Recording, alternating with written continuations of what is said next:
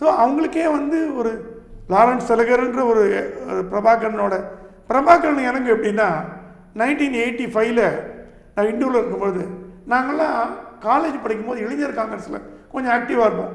அப்போ அந்த காமராஜர், நெடுமாறன் அவங்க கூட எல்லாம் ரொம்ப நாங்கள் நெருங்கிய நண்பு. அது ஒரு எங்களுக்கு ஒரு கட்சியில் எங்களுக்கு ஒரு ஒரு ஒரு ஒரு ஊக்கமாக இருந்தது. குமரியானந்தனோட தமிழ் பேச்செல்லாம் கேட்க போவோம். அப்படி எனக்கு வந்து நெடுமாறன் பழக்கமானார். 85 நெடுமாறன் கூப்பிட்டார் ஃபோனில், வீட்டுக்கு வா பிரகாஷ் அப்படின்னா. போனேன். ஒரு 2 பேர் உட்காந்தாங்க. இவங்களாம் இலங்கையிலேருந்து இலங்கை தமிழர்கள், இவங்க பிரச்சனையை பற்றிலாம் நீ எழுது அப்படின்னாரு. ஸ்ரீதரன் ஒருத்தர் இருந்தார், பிரபாகரன் இருந்தார். அவன் வந்து நான் என்ன ப்ராப்ளம் என்னன்னு கேட்டால், அது இல்லாமல் இந்துவில் வந்து அந்த சப்ஜெக்டை என்னை ஹேண்டில் பண்ண விடுவாளான்னு தெரியாது. அது ஒரு பெரிய லெவல். நான் இப்போ ஒரு ஜூனியர் ரிப்போர்ட்டர் 84, 85 எல்லாம். பிரபாகரன் என்கிட்ட பேசினார். அவர் திருப்பி நடுமாவட்டத்துக்கு போகும்போது அங்கே மீட் பண்ணியிருக்கேன்.